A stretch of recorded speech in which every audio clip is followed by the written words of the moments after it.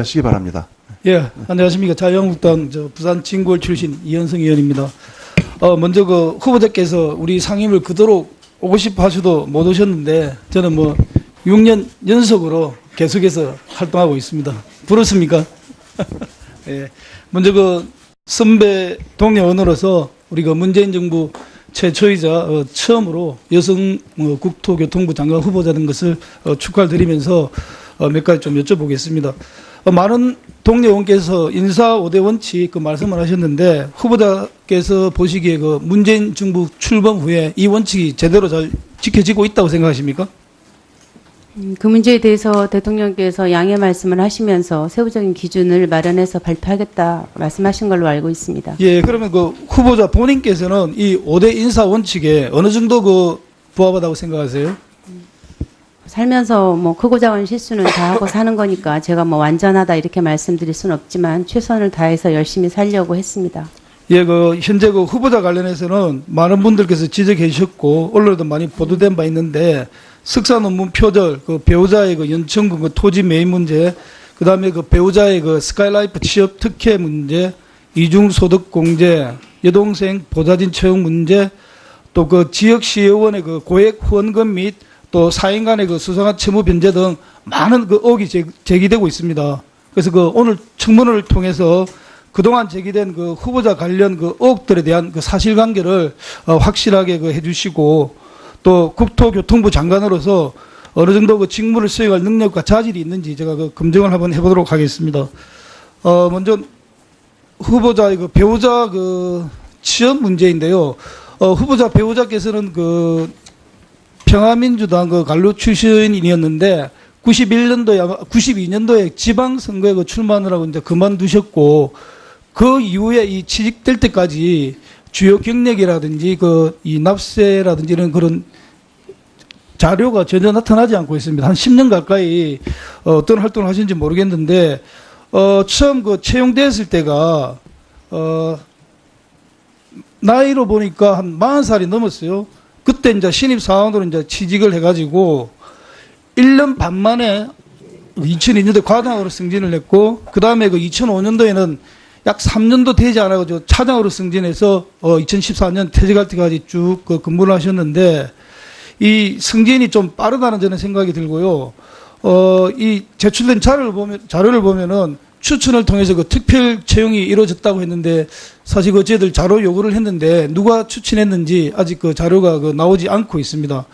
혹시 그 당시에 그 임원으로 있었던 그 양정철 그 전 참여정부 홍보기획비서관하고 이런 그 경력이 연관되어 있지 않나 저는 생각을 하고 또 이래 좀 남들보다도 좀 빨리 승진을 했는데 혹시 그 당시 그 직위가 우리 후보자께서 처음 그 배우자가 입사하실 때는 우리 그 집권당인 새천전 민주당의 그 부대변인을 하셨고 또 승진하고 이럴 때는 그 후보자께서 그 국회의원을 하고 계셨단 말이에요. 혹시 이거랑 무슨 연관이 있습니까? 남편이 뭐 의원님께서 경력을 쭉 말씀하셨지만 지방선거 출마하고 난 이후에도 본인이 시민사회단체 이런 쪽 쭉 활동을 해왔습니다. 그런데 그게 무슨 납세 기록을 내는 일은 아니지 않습니까? 저희가 자료를 못 드린 거고요. 그런 활동을 통해서 언론사의 추천을 받고 입사했다고 저도 나중에 들었고요. 그다음에 양정철 씨 이야기를 하는데요. 양정철 전 비서관이 세간의 이목을 끄는 된 거는 참여정부 후반입니다. 그런데 제가 양정철 비서관을 처음 만난 것은 2003년에 제가 청와대 국내언론 비서관으로 갔을 때 제 아래 국장으로 와서 제가 처음 만났습니다. 그래서 제가 제 아랫사람, 그 당시에는 알지도 못했을 뿐만 아니라 아랫사람을 통해서 그런 일을 하고 그러지 않습니다. 남편은 한 사람의 사회인으로서 자기의 일을 최선을 다해서 했고, 제가 나중에 들은 바로는 그 회사의 가장 수건 사업이었던 공중파, 지상파를 재전송하는 문제, 스카이라이프에서 재전송하는 문제를 풀었던 공로가 있었다, 이런 얘기를 들었습니다. 네. 예, 잘 알겠고요. 어제 우리 대통령께서 전국 시도지사 회의하신 거 아시죠? 네. 거기서 이제 거의 연방제 정도 할 정도로 우리 지방 분권을 강화하겠다라고 이렇게 말씀을 하셨는데 현재 참여정부하고 문재인 정부 그 핵심 철학이 국가 균형 발전이죠. 네네. 여기에 대해 그 공감을 하십니까? 네. 그러면 그 말씀하신 대로 지방과 수도권이 함께 그 잘 살아야 한다라고 말씀을 하셨는데 그 의지를 좀 보여주시기 바라겠습니다. 수도권 그 과밀 문제 해결하기 위한 구체적 계획이 있습니까? 수도권 과밀 문제를 해결하기 위한 방법이라고 한다면은 각 지역에 지금 혁신도시라든가 뭐 행복도시 뭐 이런 거점 도시들이 있습니다. 그런 도시들을 4차 산업을 끌어나갈 수 있는 혁신도시 2 프로그램을 통해서 발전시켜서 인구를 자연스럽게 유입시키는 방법이 좋지 않을까 생각합니다. 그 지역구가 경기도 일산 서구 맞죠? 네네. 근데 그 작년에 그 총선 당시 그 공약 사업을 보니까 네. GTX 조기왕고, 네네. 킨텍스 제3 전시장 건립 예, 예. 등등 일이 다중인구 유발 시설들이 많이 들어 있습니다. 그 우리 그 후보자께서 장관이 되신다면은 의원직을 그 겸직하실 예정이죠. 네네. 근데 좀 한 가지 우려스러운 거는 그 후보자께서 그 기재 외결위 시절에 네. 그 지역구 예산을 삭슬이 이거 해가지고 어정 보고서에는 자랑스럽게 한 손에 낸 예산, 한 손에 낸 세금, 수건 사업 측척 이런 홍보를 하셨고요.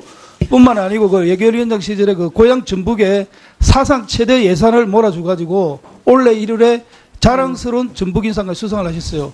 그리고 언론 보도에 벌써 지역구 일산에 부동산 시장이 술렁이고 있다는 보도가 있었는데 국토부 장관이 국토교통 예산을 삭슬이 해가지고 수도권하고 고향만 챙기지 않느냐 이런 국민들 우려도 하고 있습니다. 그래서 수도권의 그 지역구 출신 국회의원이 겸직으로 국가균형발전 그 주무부수인 국토부 장관을 맡는다면은 이가 충돌해가지고 수도권 과밀 문제 해결하기 좀 어렵거든요.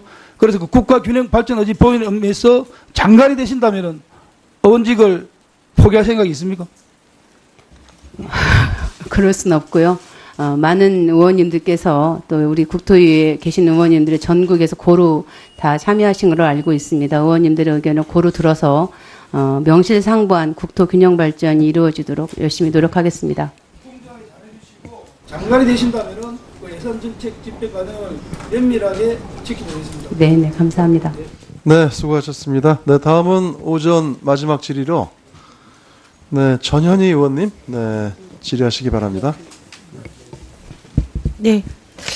네, 후보자님, 장관 후보자 지명을 진심으로 축하드립니다. 고맙습니다. 지금 일각에서는 우리 후보자께서, 네, 전문성이 없다든지 코드 인사가 아니냐, 아니면 여성이라서 지명된 거 아니냐, 이런 의혹들을 제기를 하고 있는데, 제가 보기에는 오히려 전문성을 감안한 그런 인사가 아닌가 이렇게 생각을 합니다. 국토부가 주거와 교통 이런 대규모의 국가 정책 사업을 할 때는 기재부라든지 예산당국과의 협조가 긴밀한 협조가 매우 필요합니다. 그리고 우리 후보자께서는 국회의 주거복지 특위로서 위원으로 또 실질적으로 주거와 관련된 그런 정책에 관한 전문성이 있고 또 개혁성도 있고 또 무엇보다 전임 장관께서도 기재부 출신으로 훌륭하게 장관직을 수행을 한 바가 있습니다. 그래서 오히려 저는 여성이라 차별을 당할 수 있었는데 차별을 당하지 않은 그런 최적격 인사가 아닌가 이런 생각을 합니다. 지금 우리 후보자께서 도시재생 뉴딜 사업에 관해서 많은 의원님들께서 좀 질의를 해주셨는데요. 이 부분에 관해서 문재인 후보 대통령께서 후보 시절 국토정책 공약 가운데 가장 중요한 공약으로 알고 있습니다. 근데 도시재생은 기존에 철거를 한 후에 이런 재건축을 하는 그런 것과는 달리 이미 살고 있는 그런 주거 환경을 존중하면서 새롭게 기존 모습을 유지하고 장점을 살리고 단점을 보완하는 그런 사업으로 낙후된 도심 환경을 개선하는 사업으로 우리 많은 의원님들이 관심을 가지고 있는 그런 사업입니다.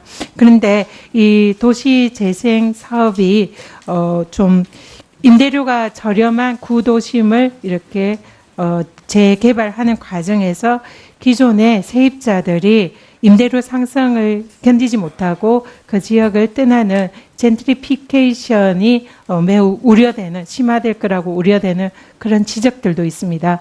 그래서 도시재생 뉴딜 사업을 할 경우에 이 사업자라든지 부동산 이런 자산가나 외부 투자가들이 그 이익을 향유하지 않고 기존에 살고 있는 사람들이 도심을 떠나지 않는, 그래서 사람도 살리고 도시 재생도 할 수 있는 두 마리 토끼를 잡는 그런 도시 재생 사업이 반드시 필요하다 생각을 합니다. 그래서 후보자께서 장관이 되신다면 이 도시 재생 뉴딜 사업을 주무장관으로서 수행을 하시게 될 텐데요. 이 사람과 그리고 도시 환경을 둘 다 살릴 수 있는 그런 도시 재생 사업 이렇게 반드시 해주시길 당부드립니다. 혹시 구상이 있으신가요? 이 부분에 있어서? 네. 좋은 말씀 감사드리고요. 지금 의원님께서 말씀하신 것처럼 이런 도시재생 사업을 하는 데 있어서 이미 서울시에서 성공적인 모델들을 만들어낸 경우들이 몇 가지가 있습니다. 그런데 이거는 각 지방자치단체의 사정에 따라서 내용은 굉장히 다양화될 수 있는데 주민들의 의사가 충분히 반영되고 또 필요한 자금들이 적게 투입되어서 개발과 동시에 공공성이 유지되는 그런 모델로 한번 만들어 보겠습니다. 네, 기대하겠습니다. 파리 협정이 체결되면서 우리나라도 가입국으로 2030년까지 30%의 탄소 감축 의무를 지게 되었습니다. 근데 국토교통부의 이 건축이나 교통 분야에도 온실가스 배출량이 매우 높은데요.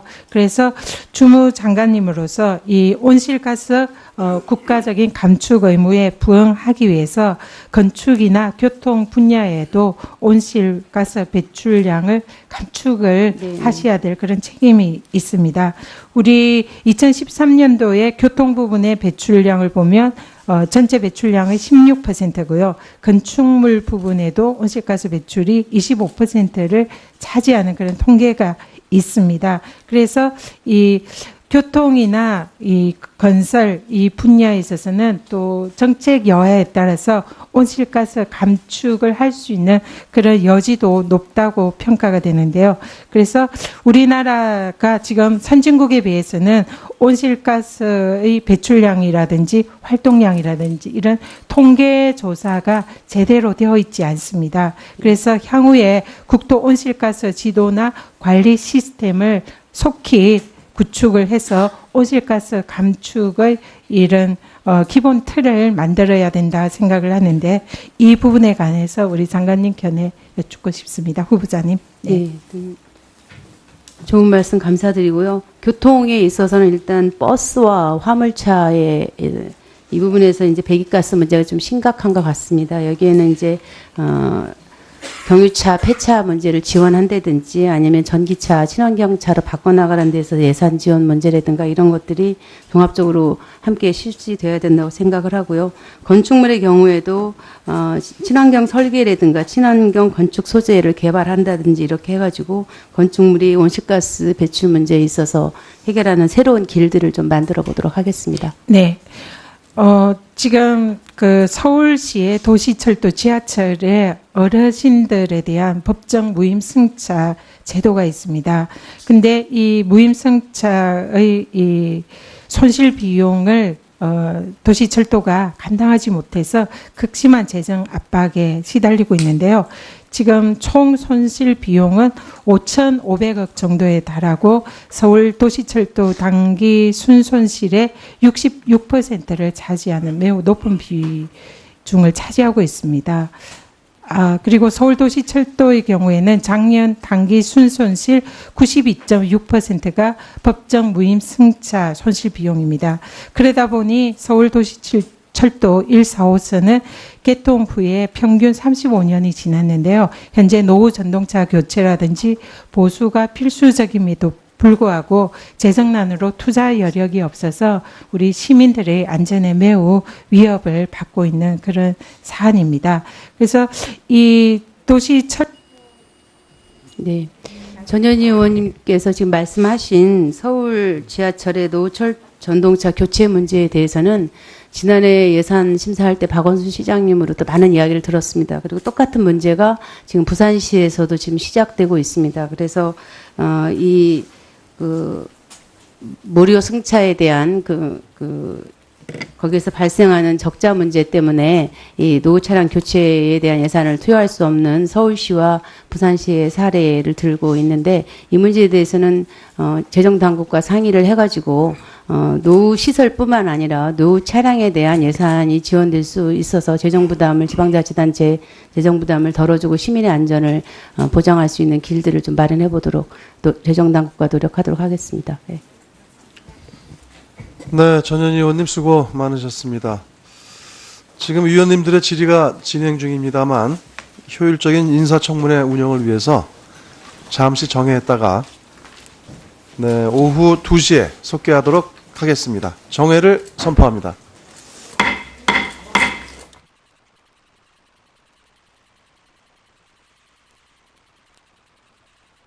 좋지 않을까 생각합니다. 그 지역구가 경기도 일산 서구 맞죠? 네네. 근데 그 작년에 그 총선 당시 그 공약 사업을 보니까 네. GTX 조기왕고, 네네. 킨텍스 제3 전시장 건립 예. 등등 일이 다중인구 유발 시설들이 많이 들어 있습니다. 우리 그 후보자께서 장관이 되신다면은 의원직을 겸직하실 예정이죠. 네네. 근데 좀 한 가지 우려스러운 거는 그 후보자께서 기재 외계리 시절에 네. 지역구 예산을 싹쓸이 이거 해가지고 어정 보고서에는 자랑스럽게 한 손에 낸 예산, 한 손에 낸 세금, 수건사업 측척 이런 홍보를 하셨고요. 뿐만 아니고 외교위원장 시절에 고향 전북에 사상 최대 예산을 몰아줘가지고 올해 1월에 자랑스러운 전북인상을 수상을 하셨어요. 그리고 언론 보도에 벌써 지역구 일산에 부동산 시장이 술렁이고 있다는 보도가 있었는데, 국토부 장관이 국토교통 예산을 삭슬이 해가지고 수도권하고 고향만 챙기지 않느냐, 이런 국민들 우려도 하고 있습니다. 그래서 수도권의 지역구 출신 국회의원이 겸직으로 국가균형발전 주무부수인 국토부 장관을 맡는다면은 이가 충돌해가지고 수도권 과밀 문제 해결하기 좀 어렵거든요. 그래서 국가균형발전 의지 보이는 의미에서 장관이 되신다면은 의원직을 포기할 생각이 있습니까? 그럴 수는 없고요. 많은 의원님들께서 또 우리 국토위에 계신 의원님들의 전국에서 고루 다 참여하신 걸로 알고 있습니다. 의원님들의 의견을 고루 들어서 명실상부한 국토균형 발전이 이루어지도록 열심히 노력하겠습니다. 장관이 되신다면은 예산 정책 집행 과정을 면밀하게 지켜보겠습니다. 네, 감사합니다. 네, 수고하셨습니다. 네, 다음은 오전 마지막 질의로 전현희 의원님 질의하시기 바랍니다. 네. 그걸 내는 일은 아니지 않습니까? 저희가 자료를 못 드린 거고요. 그런 활동을 통해서 언론사의 추천을 받고 입사했다고 저도 나중에 들었고요. 그다음에 양정철 씨 이야기를 하는데요. 양정철 전 비서관이 세간의 이목을 끄는 게 된 거는 참여정부 후반입니다. 그런데 제가 양정철 비서관을 처음 만난 것은 2003년에 제가 청와대 국내언론 비서관으로 갔을 때 제 아래 국장으로 와서 제가 처음 만났습니다. 그래서 제가 제 아랫사람, 그 당시에는 알지도 못했을 뿐만 아니라 아랫사람을 통해서 그런 일을 하고 그러지 않습니다. 남편은 한 사람의 사회인으로서 자기의 일을 최선을 다해서 했고, 제가 나중에 들은 바로는 그 회사의 가장 수건 사업이었던 공중파, 지상파를 재전송하는 문제, 스카이라이프에서 재전송하는 문제를 풀었던 공로가 있었다, 이런 얘기를 들었습니다. 네. 예, 잘 알겠고요. 어제 우리 대통령께서 전국 시도지사 회의하신 거 아시죠? 네. 거기서 이제 거의 연방제 정도 할 정도로 우리 지방 분권을 강화하겠다라고 이래 말씀을 하셨는데, 현재 참여정부하고 문재인 정부 핵심 철학이 국가균형 발전이죠. 네네. 여기에 대해 공감을 하십니까? 네. 그러면 말씀하신 대로 지방과 수도권이 함께 잘 살아야 한다라고 말씀을 하셨는데, 그 의지를 좀 보여주시기 바라겠습니다. 수도권 과밀 문제 해결하기 위한 구체적 계획이 있습니까? 수도권 과밀 문제를 해결하기 위한 방법이라고 한다면은 각 지역에 지금 혁신도시라든가 행복도시 이런 거점 도시들이 있습니다. 그런 도시들을 4차 산업을 끌어나갈 수 있는 혁신도시 2 프로그램을 통해서 발전시켜서 인구를 자연스럽게 유입시키는 방법이 하시기 바랍니다. 예, 안녕하십니까. 자유한국당 부산 진구월 출신 이현성 의원입니다. 먼저 그 후보자께서 우리 상임을 그대로 오고 싶어 하셔도 못 오셨는데 저는 뭐 6년 연속으로 계속해서 활동하고 있습니다. 부럽습니까? 예, 먼저 그 선배 동료 의원으로서 우리 그 문재인 정부 최초이자 처음으로 여성 국토교통부 장관 후보자 된 것을 축하를 드리면서 몇 가지 좀 여쭤보겠습니다. 많은 동료 의원께서 인사 5대 원칙 그 말씀을 하셨는데 후보자께서 보시기에 그 문재인 정부 출범 후에 이 원칙이 제대로 잘 지켜지고 있다고 생각하십니까?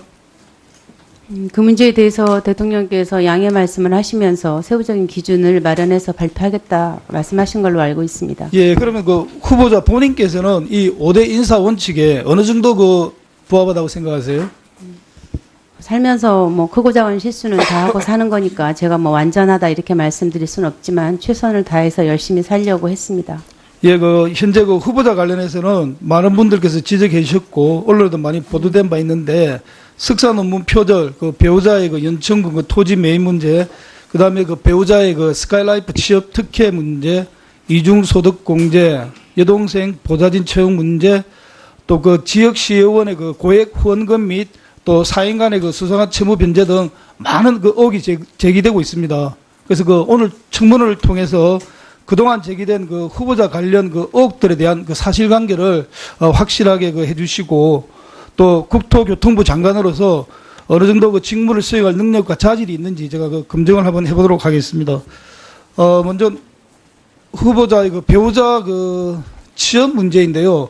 후보자 네, 후보자님, 장관 후보자 지명을 진심으로 축하드립니다. 고맙습니다. 지금 일각에서는 우리 후보자께서 네, 전문성이 없다든지 코드 인사가 아니냐 아니면 여성이라서 지명된 거 아니냐 이런 의혹들을 제기를 하고 있는데 제가 보기에는 오히려 전문성을 감안한 그런 인사가 아닌가 이렇게 생각을 합니다. 국토부가 주거와 교통 이런 대규모의 국가 정책 사업을 할 때는 기재부라든지 예산 당국과의 협조가 긴밀한 협조가 매우 필요합니다. 그리고 우리 후보자께서는 국회의 주거복지 특위로서 위원으로 또 실질적으로 주거와 관련된 그런 정책에 관한 전문성이 있고 또 개혁성도 있고 또 무엇보다 전임 장관께서도 기재부 출신으로 훌륭하게 장관직을 수행을 한 바가 있습니다.